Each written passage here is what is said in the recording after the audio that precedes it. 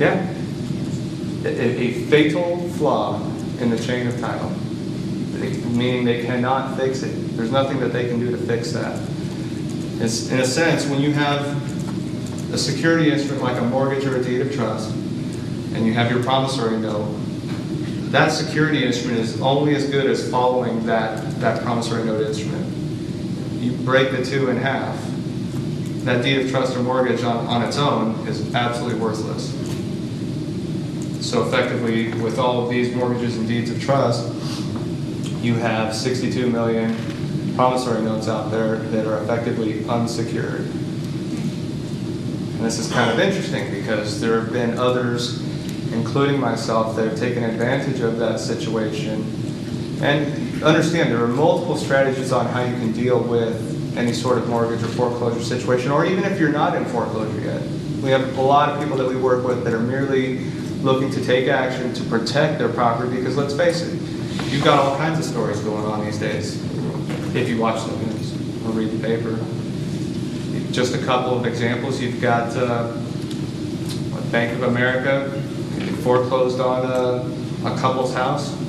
That wouldn't be out of the ordinary except for the fact that they bought that house cash. And people, shrug their eyebrows and go, how could that even possibly happen? Well, it's happening all in America. So, there's another story that everybody may have heard of just recently where there was this 911 call of this woman in the middle of the night, and she's on there, and you can find it on the internet, and you can play it, and you can hear the terror, the sheer terror in this woman's voice. She is definitely freaking out for her own life. She's scared for her own life. Somebody's breaking into her house, she's on the 911 call, they actually get through the door, her alarm starts going off, and the person is still in her house, just walking around and doing whatever. Well, after the police came and arrested this person, he proceeded to tell them that he was sent out there by Chase to change the locks. Another interesting component of this story, she wasn't in foreclosure. So, even if you're not in foreclosure or you're not facing foreclosure right now, it's definitely seeming to be one of those times in our world that you need to take proactive steps to protect your own assets. Especially if you just admit to the sheer fact that the state owns everything. Then instead of protecting our ownership, we're actually talking about protecting our possessory rights to the property. And so the main way that we go about doing that is by shoring up and perfecting the claim that you have to that property. Creating a paramount security interest in the property, and not just from one perspective, but layering it in like the layers of an onion.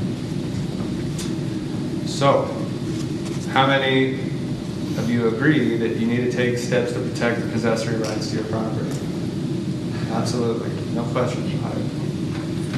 As time goes on, I'm sure we'll see many, many more stories of the banks just being lawless and reckless. And the truth is, when they're doing that kind of numbers, it's bound to happen, So, but one of the things that makes it even more confusing with all of this has to do with securitization.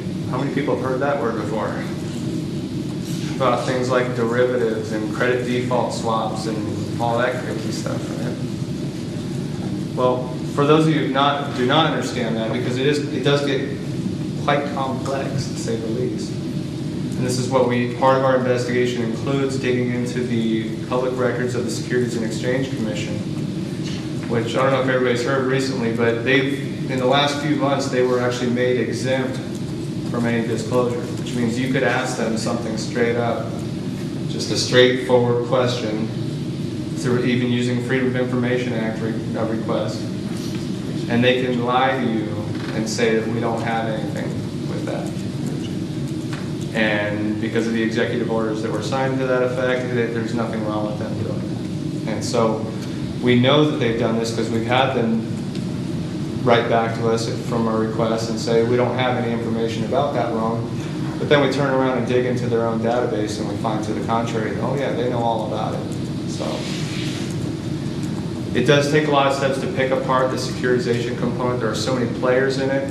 The important thing to understand about securitization is that this was the game. MERS was one component of that. Sometimes they used them, sometimes they didn't. But essentially, securitization is a nice, fun game where you can start talking in multiples. Because essentially, what you're talking about is the value of the loan being $100,000 and the fact that they're making $2 to $3 to $4 million off that one transaction. So when we look at these foreclosures, we're actually not even necessarily talking about the house or the mortgage, but something totally different. And so the totally different thing that we're talking about is essentially insurance. We've been able to discover that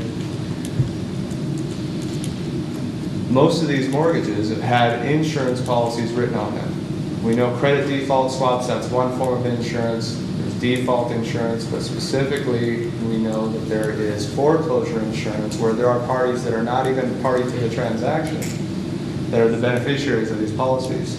Some of these beneficiaries, state of California, state of Washington, so on and so forth. Through pension funds, through hedge funds, through the public employees retirement system accounts, and you've got the judges that have a vested interest in seeing these parties do well because they have heavy holdings in some of the banking entities and they're beneficiaries of these insurance policies. So if you look at it kind of like a car accident, you've got car insurance, everybody has car insurance, we have to. And when you get into an accident, the damage to the vehicle, the damage to your body is made whole. They pay out on a settlement as long as you put your claim together and put it in. And eventually, usually, without too much of a fight, you usually get made whole for your damages. Same thing here.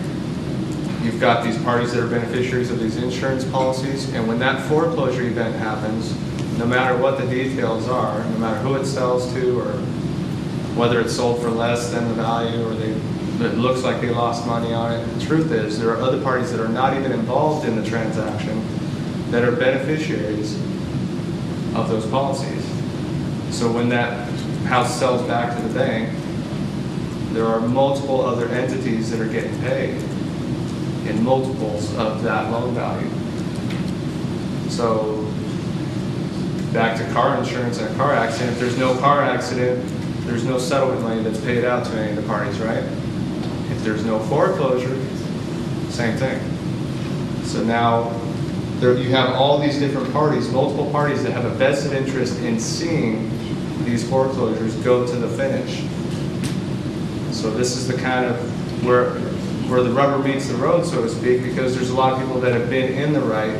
They've been able to demonstrate that they have a superior possessory right to their property.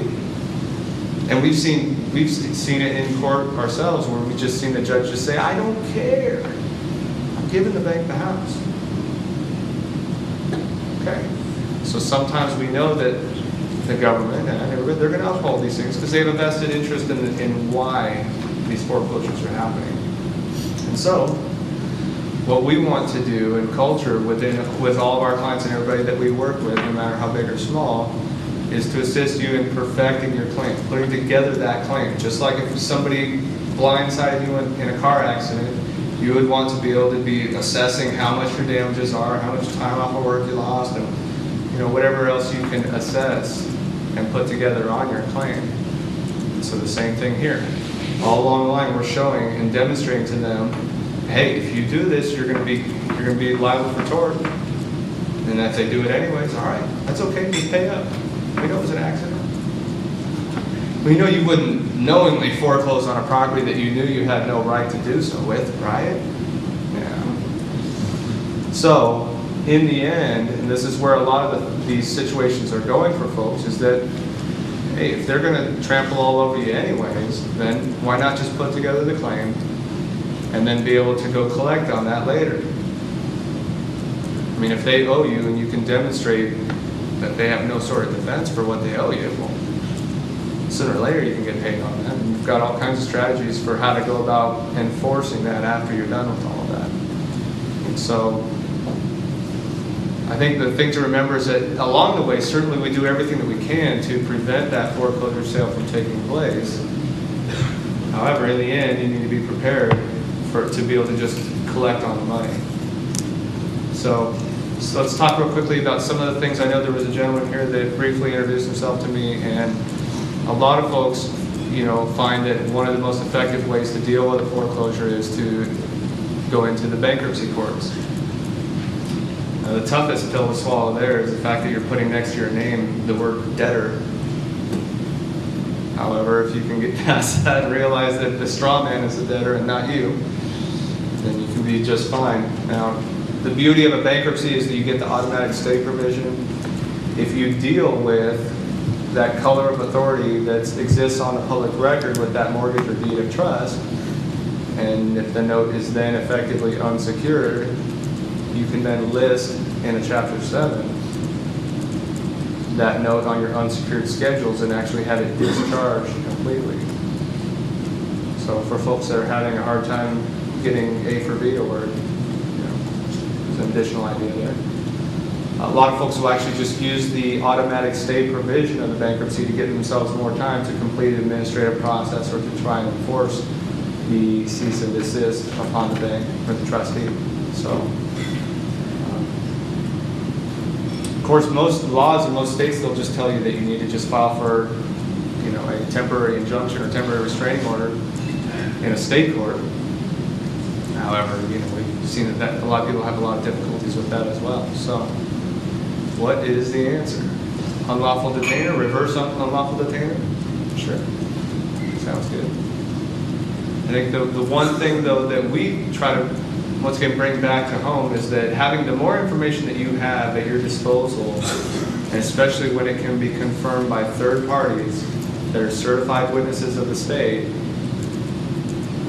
essentially, when you go into court, then now you're just asking the judge to, hey, sign off on this other witness that's on the same team as you, that already certified this.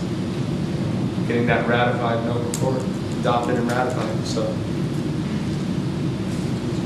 once again, the more information that you have, the better off you're always going to be. That certainly applies to coming to events like this, which is one of the reasons why we want to make sure that if anybody is even thinking about staying for the rest of the weekend, you absolutely should.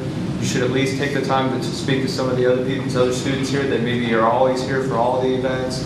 You can find out why and the incredible amount of information that they learn in these weekends. And everything that I've talked about as well, we're going to go into much more detail about the ins and outs of what it is that we do, instead of just saying what it actually is. So we're going to go a little bit more into the history of title, a little bit more into securitization, the administrative process, how